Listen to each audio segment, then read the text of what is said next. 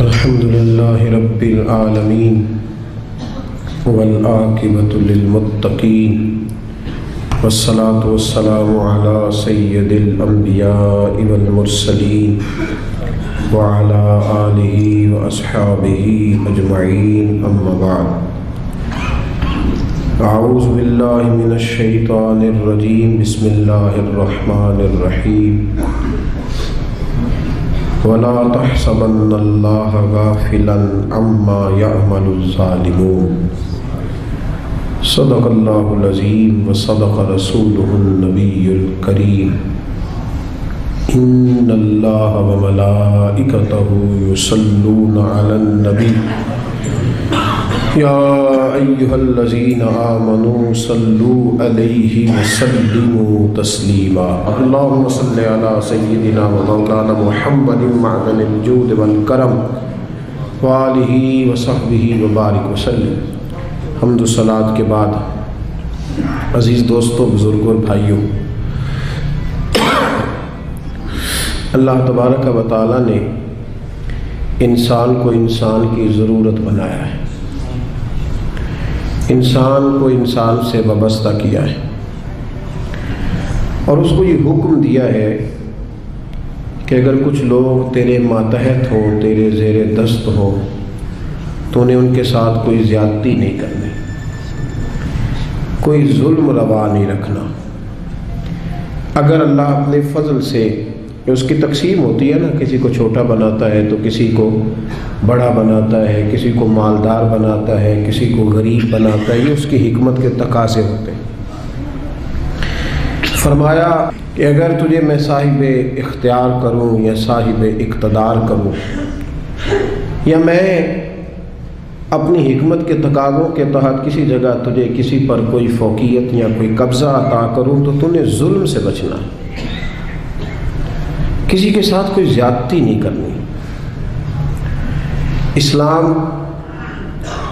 اس قدر زیادہ اس بات کو ناپسند کرتا ہے، تکلیف دینے کو، ظلم کرنے کو، کہ نبی کریم علیہ السلام نے فرمایا کہ اگر تمہارے پاس کوئی شخص سویا ہوا ہو، تم نے اونچی آواز میں قرآن پاک کی تلاوت بھی نہیں کرنی، تم نے ذکر بھی اونچا نہیں کرنا، جس سے کسی شخص کو کوئی بھی جسمانی، روحانی، اعصابی تکلیف پہنچے، وہ کام نہ کرو، اس سے بچو۔ اگر انسان ساری زندگی صرف اپنے آپ کو سیو کرنے کے چکر میں رہے اور پھر یہ پروگرام بنا لے کہ اگر میں نرم پڑوں گا تو پھر میرا لوگوں پہ رعب کیسے قائم رہے گا، اگر میں تھوڑا سا ڈھل جاؤں گا تو لوگ تو اس کا ناجائز فائدہ اٹھائیں گے، تو بھئی لوگ تو اٹھائیں گے۔ نبی کریم صلی اللہ علیہ وسلم نے فرمایا، یہ جامع ترمذی میں موجود ہے، حضور علیہ السلام فرماتے ہیں مومن نرم دل ہوتا ہے، لیکن سامنے والا اسے بیوقوف سمجھ لیتا ہے، حالانکہ وہ نرم دل ہوتا ہے۔ لوگ سمجھتے ہیں کہ شاید اسے ساری باتوں کا پتہ، ساری خبر ہوتی ہے، وہ جان رہا ہوتا ہے، لیکن چونکہ اللہ نے نرم دل بنایا، اب وہ کیا کرے؟ میرے بھائی، کوشش کریں کہ سامنے والا اگر زیادتی پہ اتر آیا ہے تو پھر بھی آپ اس کے جواب میں کوئی زیادتی نہ کریں، اپنی زندگی میں کانٹے بونے سے بچیں۔ قرآن پاک میں اللہ تبارک و تعالیٰ نے سورہ ابراہیم کے اندر اس بات کو بیان فرمایا۔ دنیا میں لوگ ظلم ہوتا دیکھتے ہیں تو پھر ساتھ یہ کہتے ہیں کہ جی یہاں کچھ نہیں ہو سکتا، یہاں کیسے انصاف ہوگا، معاذ اللہ تعالیٰ، یہاں تو ہر فائل داخل دفتر ہو جاتی ہے، یہاں تو جس پر زیادتی ہوتی ہے وہ بیچارہ مظلوم رہتا ہے اور ظالم کا دفاع ہو جاتا ہے، ظالم بچ جاتے ہیں۔ تو اللہ تبارک و تعالیٰ نے ہمارے اس سارے سوالوں کا جواب مختصر جملوں میں ارشاد فرما دیا، مختصر جملوں میں فرمایا، وَلَا تَحْسَبَنَّ اللَّهَ غَافِلًا عَمَّا يَعْمَلُ الظَّالِمُونَ۔ فرمایا یہ سوچنا بھی نہ، یہ گمان بھی نہ کرنا کہ اللہ ظالموں کے کاموں سے بے خبر ہے، یہ گمان بھی نہ کرنا، سوچنا بھی نہ، تمہارے عاشیہ خیال میں بھی یہ بات نہ آئے کہ اللہ ظالموں کے کاموں سے، ہاں انما یؤخرہم، اللہ انہیں تھوڑی مہلت دے رہا ہے، لیوم تشخص فیہ الابصار، اس دن کے لیے جس دن آنکھیں کھلی کی کھلی رہ جائیں گی۔ اللہ انہیں مہلت دے رہا ہے، ڈھیل دے رہا ہے۔ ڈھیل کو ان کی آزادی نہ سمجھ لینا، اللہ کو تم نے گمان بھی نہیں کرنا۔ ذرا قرآن مجید کی آیت کی ترتیب دیکھیے، فرمایا یہ سوچنا بھی نہ کہ اللہ غافل ہے، اللہ تو ڈھیل دے رہا ہے، اور ڈھیل ڈھیل ہوتی ہے۔ ڈھیل میں بلکہ کئی دفعہ انسان زیادہ اپنے لیے آزمائش جمع کر لیتا ہے۔ ظالم جب ظلم کرتا ہے تو وہ بھول جاتا ہے شاید مجھ سے کوئی پوچھے گا نہیں، کوئی مجھ پہ سوال نہیں کرے گا، میں اب ظاہر ہے میں اب اقتدار میں ہوں، با اختیار ہوں۔ اور جب انسان کرسی پہ بیٹھا ہوتا ہے تو پھر چونکہ سارے لوگ اس سے نیچے بیٹھے ہوتے ہیں تو پھر وہ یہ سمجھتا ہے کہ یہ کرسی ہمیشہ قائم رہے گی، حالانکہ اسے یہ نہیں پتا کہ تجھ سے پہلے بھی کئی کرسی پہ بیٹھ چکے ہیں اور تیرے بعد بھی کئی بیٹھیں گے۔ بھول جاتا ہے آدمی۔ جب انسان کی جیب میں دولت ہوتی ہے نا تو وہ سمجھتا ہے میری لونڈی ہے، اب یہ ہمیشہ میرے پاس رہے گی، لیکن دولت کسی کی لونڈی یہ تو بدلتی رہتی ہے۔ میاں محمد بخش صاحب رحمۃ اللہ تعالیٰ علیہ کے حالات میں لکھا ہے کہ ایک شخص تانگے پہ بٹھا کے آپ کو اپنے گھر لے گیا، دعوت پکائی، تو تانگا جب گزر رہا تھا نا تو وہ بتا رہا تھا حضرت صاحب یہ زمین بھی میری ہے، وہ والی بھی میری ہے، یہ والی بھی میری ہے، اور وہ سامنے باغ بھی میرا ہے۔ اللہ والے دولتوں سے مرعوب نہیں ہوتے، ان پر یہ چیزیں اثر دنیا داروں پہ اثر کرتی ہیں۔ ہاں کسی دنیا دار نے اللہ والوں کا لبادہ اوڑھا ہو تو اس پہ بھی اثر کر جاتی ہیں۔ دنیا دار نے اللہ والوں کا لبادہ اوڑھا ہو تو اس پہ تو اثر کر جاتی ہیں، لیکن رب کریم کے بندوں پر یہ چیزیں اثر انہیں کیا لگے اس چیز۔ تو وہ جب باز نہ آیا، کئی بندے مجبور کر دیتے ہیں جواب دینے کے لیے، دل نہیں کر رہا ہوتا، لیکن وہ اس کثرت سے گفتگو کرتے ہیں کہ کئی جگہ پہ بات کرنی پڑ جاتی ہے۔ جب اس نے بہت زیادہ اس بات کو طول دیا نا، وہ بھی میری، یہ بھی میری، فلاں بھی میری، بڑا اللہ کا کرم ہے جی، بڑا اللہ نے نوازا ہے، دیر ہو گئی اسے ایک ہی بات کرتے تو میاں صاحب رحمۃ اللہ علیہ بول پڑے، فرمانے لگے یہ بتا کہ اب تو یہ تیری ہے تو تجھ سے پہلے یہ زمین کس کی تھی؟ تجھ سے پہلے؟ کہنے لگا جی فلانے کی۔ تو آپ فرمانے لگے چلو یہ تو تجھے پتہ ہی ہوگا کہ تیرے بعد کس کی بنے گی۔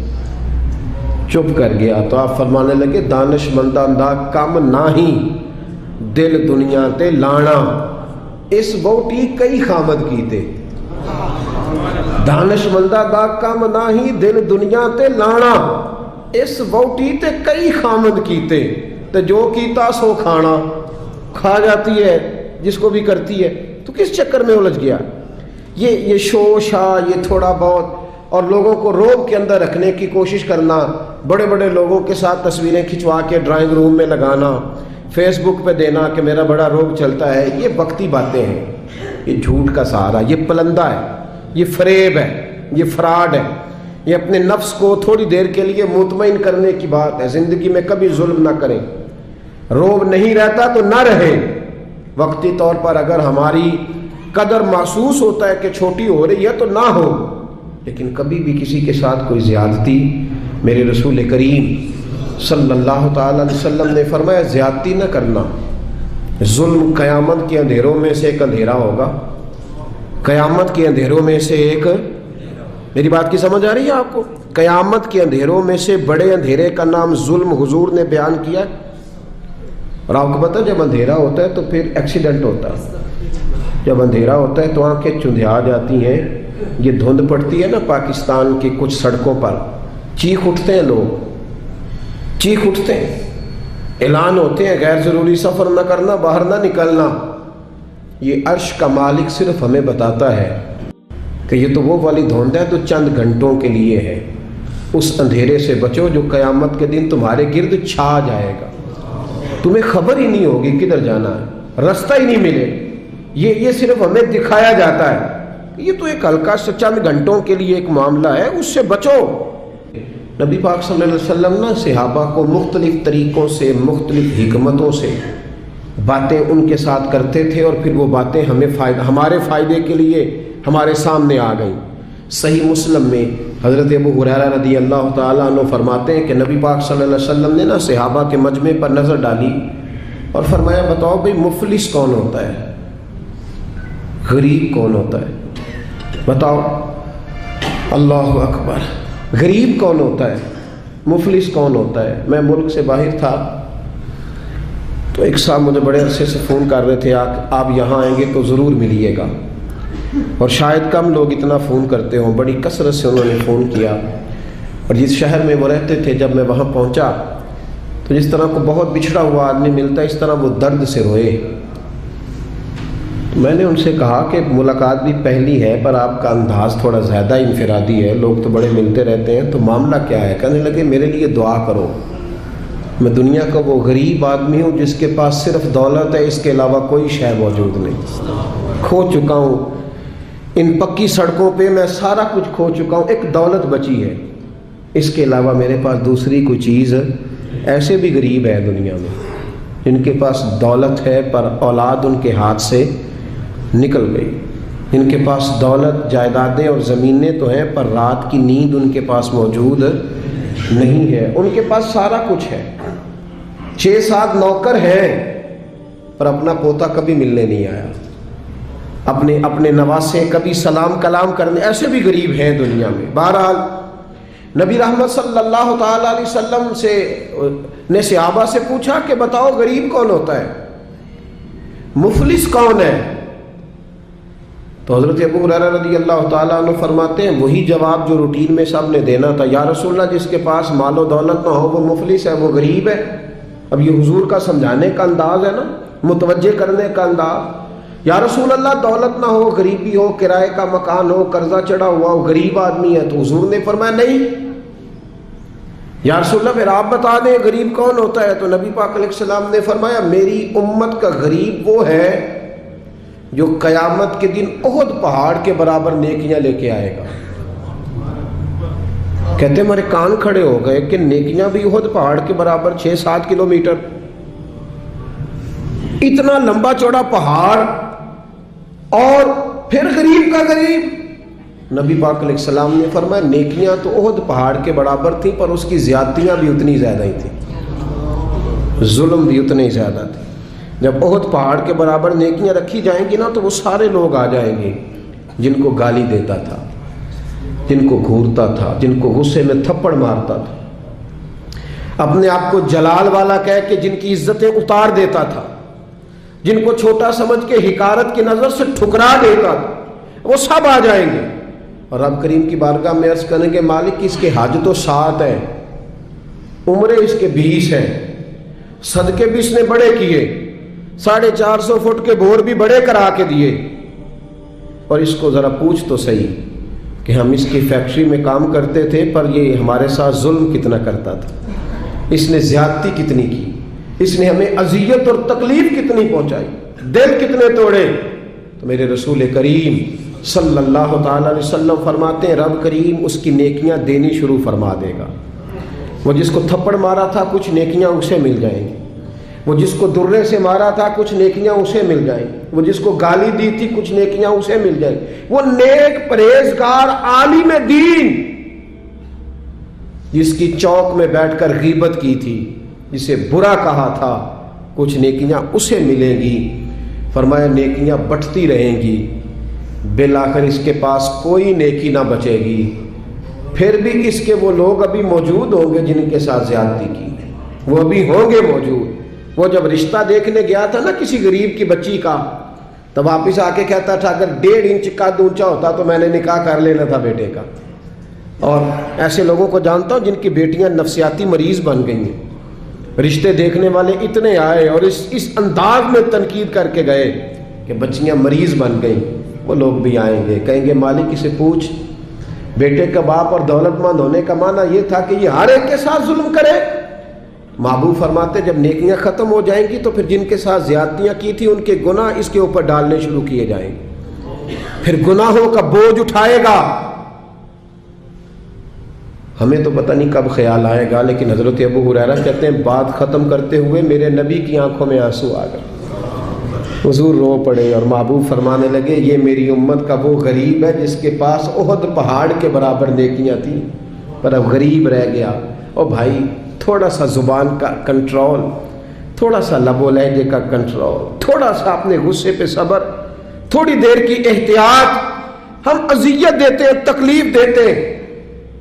جب ہمارے سامنے والا شرمندگی سے زمین میں گھڑتا ہے تو ہمیں خوشی ہوتی ہے، جب ہمارے سامنے بیٹھنے والا شرم سے نظریں جھکاتا ہے تو وہ اپنا قد اونچا محسوس کرتے ہیں۔ اور جب وقت کا حکمران دیکھتا ہے کہ اب کچھ لوگ رو رہے ہیں، اور جب بڑا آفیسر سمجھتا ہے میں آفیسر کب بنوں گا جب میں اپنے ماتحتوں کو برا بھلا نہ کہہ لوں گا، اور جب ہاتھ میں ڈنڈا پکڑنے والا سمجھتا ہے کہ یہ میں نے کسی کو مارا نہ تو پکڑنے کا معنی کیا ہوا، اور ہاتھ میں بندوق پکڑنے والا کہتا ہے کہ اگر گولی چلی نہ تو اس کو تو زنگ لگ جائے گا، چاہے کسی مظلوم پہ ہی چل جائے، کسی نہتے پہ ہی چل جائے۔ اور یہاں جو حکمران ہوتے ہیں وہ کہتے ہیں کہ ہم تو ابھی صدمے میں ہیں، آنکھ کھلے گی تو بات کریں گے، نہ ادھر ادھر کی تو بات کر، یہ بتا کہ قافلہ کیوں لٹا، مجھے رہزنوں سے غرض نہیں تیری راہبری کا سوال ہے۔ او بھائی، ہم روز ظلم خرید رہے ہیں اپنے لیے، روز زیادتی جمع کر رہے ہیں اپنے لیے۔ میرے رسول کریم صلی اللہ تعالی علیہ وآلہ وسلم نے فرمایا جس نے زمین کے بالشت بر ٹکڑے پر ظلم کیا، ایک بالشت، ایک گٹ، جس نے زمین کے بالشت بھر ٹکڑے پر ظلم کیا، اللہ تعالیٰ قیامت کے دن 7 زمینوں کا توق بنا کے اس کے گلے میں ڈال دے گا، پھر اس کی گردن ٹوٹنے پہ آئے، پھر وہ ہائے ہائے کرے گا، لیکن اسے اس وقت معافی نہیں ملے گی۔ آج موقع ہے وہ معافی مانگے، درگزر کا سوالی بنے، بچے اس ظلم سے، بچے اس جس کو پتہ چل گیا ہے کہ میرا بیٹا اپنی بیوی کے ساتھ درست طریقے سے نہیں رہ رہا، اس باپ کا فرض نہیں ہے اپنے بیٹے کو ڈانٹنا کہ اس نے طرفدار بننا۔ جس کو سمجھ آ گئی ہے، جس کو خیال آ گیا ہے، جس کو اس بات کی سمجھ آ گئی ہے کہ میری بہو کے ساتھ زیادتی ہو رہی ہے یا میری بیٹی کے ساتھ ظلم ہو رہا ہے، تو اگر وہ ساتھ کھڑا ہی نہیں ہو رہا، اور پھر نبی پاک علیہ السلام نے تو ہمیں ہر پہلو پر سمجھایا ہے، میرے کریم محبوب نے تو کوئی ایسی چیز چھوڑی نہیں جو ہمیں سمجھائی نہ جائے۔ اللہ کے حبیب فرماتے ہیں اپنے بھائی کی مدد کرو چاہے وہ ظالم ہو یا مظلوم ہو۔ یا رسول اللہ، مظلوم کی مدد تو سمجھ میں آتی ہے، ظالم کی کیسے مدد کریں؟ تو حضور نے فرمایا اسے ظلم کرنے سے روک دو، یہ تمہاری مدد ہے اس کے لیے، ورنہ جہنم میں چلا جائے گا۔ اس کی مدد کرو، اسے روکو۔ جب لوگ ظلم کر رہے ہوتے ہیں تو کہتے ہیں کیسے پتہ چلے گا، ہم چھپ کے کر رہے ہیں، کون ہے دیکھنے والا؟ جب ظلم کر رہے ہوتے ہیں تو کہتے ہیں میں نے وہ سارے جن جگہوں سے میں پکڑا جا سکتا تھا وہ سارے دروازے بند کر کے آیا ہوں، میں نے ہر ایک کو خرید لیا ہے۔ زندگی کے 6 مہینے، 6 سال، 10 سال، 15 سال انہیں محسوس ہوتا ہے کہ کسی کو بھی نہیں پتا چلا، کوئی بھی سامنے نہیں آیا، لیکن میرے بھائی خون پھر خون ہے، یہ ٹپکے گا تو جم جائے گا، دست قاتل پہ جمے یا کف صحرا پہ جمے، یہ جم جایا کرتا ہے۔ ظلم جو ہوتا ہے وہ کبھی بھی اس کے زخم صاف نہیں ہوتے، وہ باقی رہتے ہیں، وہ ہمیشہ موجود رہتے ہیں، ان میں کمی نہیں آتی، اور جس پر ظلم ہوتا ہے اسے کبھی ظلم بھولتا، بولیے ظلم بھولتا خوشی۔ شاہ کسریٰ نے اپنے بچے کو، بیٹے کو، جب ایک ہی اس کا بیٹا تھا تو اس کے دل میں یہ خیال آیا کہ میں اسے علوم و فنون سارے سکھانا چاہتا ہوں۔ اس نے اپنے بیٹے کو گھوڑ سواری بھی سکھائی، تیر اندازی بھی سکھائی، سیاست بھی سکھائی، فن حرب و ضرب بھی سکھایا۔ پھر خیال آیا کہ میرا بیٹا کچھ اخلاق بھی سیکھے، دینداری بھی سیکھے۔ ایک درویش تھے شیخ حسن، ان سے کہا کہ حضرت میں چاہتا ہوں کہ میرے بیٹے کو گھر آ کے پڑھا دیا کریں۔ توجہ ہے میری بات پر؟ میرے بیٹے کو، تو حضرت فرمانے لگے کہ اگر تیرے بیٹے نے پڑھنا ہے تو میں نہیں گھر آؤں گا، وہ میرے گھر آئے گا۔ تو وہ کہنے لگا حضور میں بھی دیکھ ہی رہا تھا، مجھے بھی ایسا خوددار عالم ہی چاہیے تھا، خوددار عالم چاہیے تھا۔ بہرحال حضرت کے گھر وہ پڑھنے جانے لگا تو مسلسل 6 سال وہ طالب علم پڑھنے گیا، اور عام طالب علموں کے ساتھ اس شہزادے نے بیٹھ کر تعلیم حاصل کی۔ جب تعلیم اس کی مکمل ہو گئی، وہ مکمل طور پر فارغ ہو گیا، فنون اس نے پڑھ لیے، علم و ادب اس نے سیکھا، اخلاقی باتیں اس نے سیکھی، دین کے حوالے سے ضروریات سے حضرت نے اس کو آگاہ کیا۔ جب کافی حد تک وہ ان چیزوں کو سمجھنے لگا تو ایک دن نا بلایا اس کے والد کو کہ اب تیرے بیٹے کی تعلیم مکمل ہوگی، اور محدث اعظم پاکستان رحمۃ اللہ تعالیٰ علیہ فرمایا کرتے تھے کہ مجھے میرے استادوں نے جب دستار فضیلت کی تھی تو میں نے وہ پگڑی کا کپڑا سنبھال کے رکھا ہے، اور جب میں مروں گا تو میں نے اپنے بچوں کو وصیت کیا ہے کہ مجھے کفن بھی اسی میں دینا، اس لیے کہ میرے اساتذہ نے یہ گواہی دی ہے کہ اب یہ دین کا چھوٹا سا طالب علم بن گیا۔ ایک دن نا جب فارغ ہو گیا تو استاد نے اسپیشل بلایا، کہا شہزادے کوئی کام ہے گھر آؤ، تو وہ بھی طالب علم تھا، وہ گھر آیا۔ جب حضرت کے کمرے میں داخل ہوا تو اندر سے نا انہوں نے کنڈی لگا لی دروازے کی، ہاتھ میں درہ لے لیا، اتنی زور زور سے درے برسائے کہ اس کے وجود پر نشان پڑ گئے، مارتے گئے۔ میری غلطی استاد جی، اس نے کہا چپ کر، غلطی پوچھتا ہے نالائق، پھر مارا بہت مارا، اور جب بہت زیادہ مار لیا تو خود بھی پسینے سے شراب، دروازہ کھولا، چل دوڑ جا۔ شہزادہ تھا نا، باہر کھڑا ہو کے کہنے لگا حضور آپ ظلم کر رہے ہیں، مجھے بتائیں تو صحیح میری غلطی کیا ہے، غلطی بتا کے مارے تو ٹھیک ہوا، فرمایا میں تجھے غلطی بتاؤں گا، چل نکل جا۔ اس نے گھر جا کے اپنے ابا سے کہا بادشاہ سلامت سے کہ استاد جی نے ناجائز مارا ہے۔ بادشاہ سمجھدار تھا، کہنے لگا بیٹا جو قومیں اساتذہ کو کٹہروں میں کھڑا کرتی ہیں وہ کبھی کامیاب نہیں ہوتی، استاد کبھی ناجائز نہیں مارا۔ اگر فزکس کیمسٹری کا ہو تو وہ ناجائز نہیں مارتا، لیکن اگر 8,000 کا مولوی ہو تو پھر وہ ناجائز ہی مارتا ہے۔ پھر سویرے اماں آئی جاتی ہے کہ تو مسیتے رہنا ہے کہ جا جانا ہے، 8,000 تنخواہ ہے تو میرا 60 کروڑ کا منڈا ہے، میں غلط نہیں کہہ رہا، میں صحیح کہہ رہا ہوں۔ وہ اگر فزکس کا استاد ہو نا جو 10,000 روپیہ لیتا ہے تو پھر تو ٹھیک ہے، لیکن اگر بیچارہ غریب امام مسجد ہو تو پھر تو وہ شہزادے کو آگ نہیں لگا سکتا۔ یہ تقسیم ہے ہماری، یہ ظلم ہے۔ تو بادشاہ نے کہا کہ بیٹا اساتذہ ناجائز نہیں مارتے، تیری کوئی غلطی ہوگی جس کی تجھے نہیں خبر، استاد جانتے۔ اس نے کہا نہیں ابا میں وہاں رہا ہوں، کوئی بات ہوتی تو مجھے بھی پتہ ہوتی، اور پھر اگر اتنی سخت بات تھی جس پہ اتنا مارا کہ میرے وجود پہ نشان پڑ گئے، مجھے بتایا جاتا۔ اس نے کہا بہرحال میں تیرے استاد کو کٹہرے میں کھڑا نہیں کر سکتا، وہ تیرا استاد ہے، بڑے لوگ ایسی باتیں کرتے تھے۔ اب اس نے اپنی اماں سے کہا کہ اماں میرے دل سے بات نہیں جاتی، میرے ساتھ ظلم ہوا ہے، استاد نے قصداً مارا ہے، بلا وجہ مارا ہے، تعلیم سے فارغ ہونے کے بعد مارا ہے، سمجھ نہیں آتی۔ تو اماں کہنے لگی بیٹا تیرے ابا نے نہ کر دیا تو اب ہاں کون کرائے گا، اور بادشاہ سلامت ہے، سخت مزاج آدمی ہے، میرا بیٹا تو صبر ہی کر۔ بچے نے صبر تو کر لیا پر اندر سے بات گئی نہیں، ظلم ہوا تھا نا۔ 30-35 سال بیت گئے، اس کے باپ کا انتقال ہوا تو وہ بادشاہ بن گیا۔ شیخ حسن بوڑھے ہو گئے تھے، یہ بھویں سفید ہو کے جھک گئی تھی، دونوں ہاتھوں سے لاٹھی پکڑتے تھے پھر بھی مشکل سے چلتے تھے۔ پہلے دن تخت نشین ہو کے شہزادے نے پہلا حکم یہ جاری کیا کہ میرے استاد کو حاضر کرو۔ 3-4 سپاہی بھیجے کو بابے کو پکڑ کے لاؤ جیسے بھی آ سکتا ہے، لے آئے۔ حضرت کو لا کے جب صاحب نے کھڑا کیا تو کہا استاد جی ناراض نہ ہونا، بوڑھے ہیں کمزور ہیں شک کوئی نہیں، پر میں کیا کروں، آج بھی دردیں اسی طرح میری تازی ہیں، سوچتا ہوں تو پھر مجھے اسی طرح جلن محسوس ہوتی ہے، بتاؤ کیوں مارا تھا؟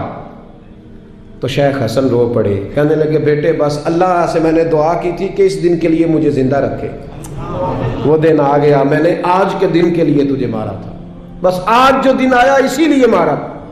کہا حضور کیا مطلب؟ اب فرمانے لگے کتنی دیر ہو گئی تجھے مار پڑے ہوئے؟ کہا 35 سال۔ آج کیوں بلایا ہے؟ بھولا تو نہیں نا 35 سالوں میں؟ کہا حضور نہیں بھولا، تو آج کیوں بلایا؟ کہا میں آج صاحب اختیار ہوا ہوں تو بلا لیا۔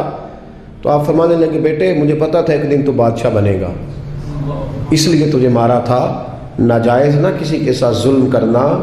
اگر تجھے 35 سال نہیں نہ بھولا تو جس کے ساتھ تو ظلم کرے گا اسے بھی قیامت تک نہیں بھولے گا۔ اور فرمایا آج تو با اختیار ہوا ہے تو تو نے مجھے کٹہرے میں بلا لیا ہے، قیامت کے دن اللہ سارے مظلوموں کو با اختیار کر دے گا، سارے مظلوم با اختیار ہوں گے اور سارے ظالم کٹہروں میں کھڑے ہوں گے، پھر تجھ سے ایک ایک بات کا حساب پوچھیں گے۔ شہزادہ کھل کے رویا، استادوں کی دست بوسی کی، تحائف دیے، کہنے لگا رب آپ کا بھلا کرے، آپ نے مجھے صرف علم نہیں سکھایا، تجربہ کر کے مجھے آپ نے علم محسوس کرنا بھی بتا دیا ہے، مجھے احساس ہو گیا کس طرح کر کہ بھئی یہ نہیں بھولا کرتا، آپ یقین کریں یہ نہیں بھولتا۔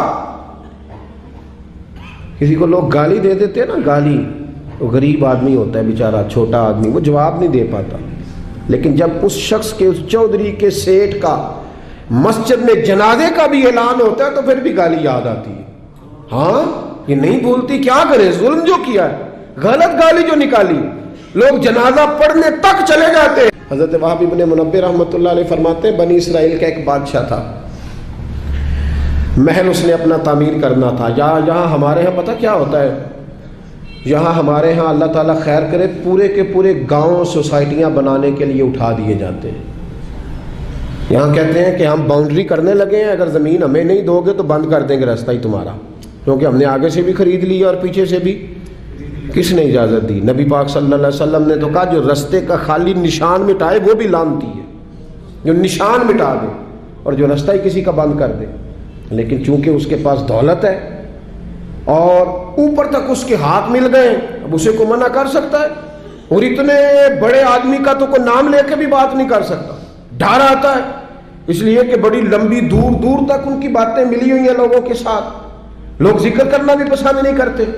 وہب ابن منبہ رحمۃ اللہ تعالیٰ علیہ فرماتے بنی اسرائیل کا ایک بادشاہ اپنا محل بنا رہا تھا، ایک بوڑھی عورت کی کٹیا بھی محل میں آ گئی، جھونپڑی، بیوہ عورت ہے، لاوارث ہے، اولاد کوئی نہیں.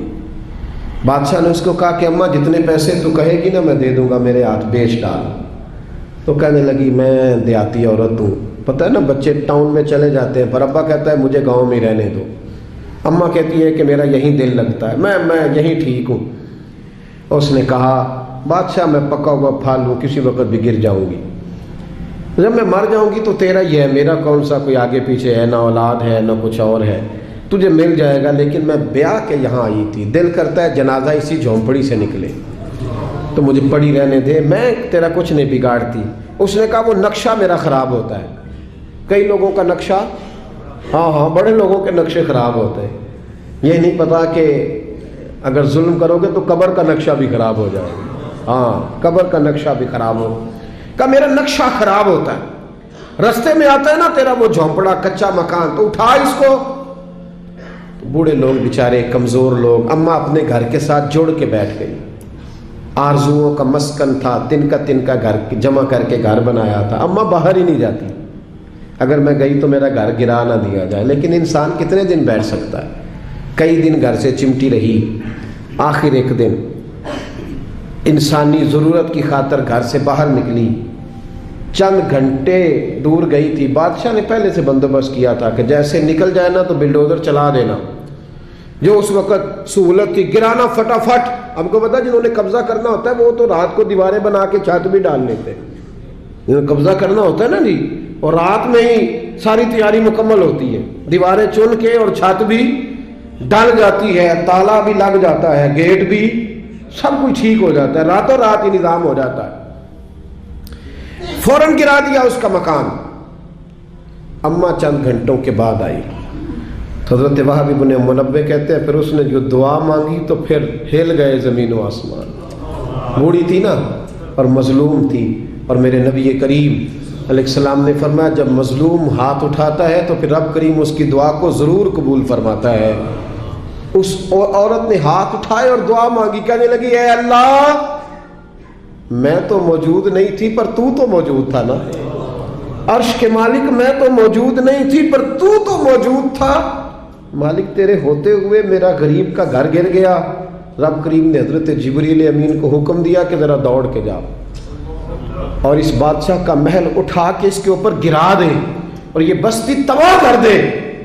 جن لوگوں نے ایک مظلوم کی ساری کٹیاں بہا دی، کہا وہ محل، وہ مستری، وہ ساتھ شامل ہونے والے، وہ انجینئر، وہ ایک ہی جگہ تباہ کر دیے گئے.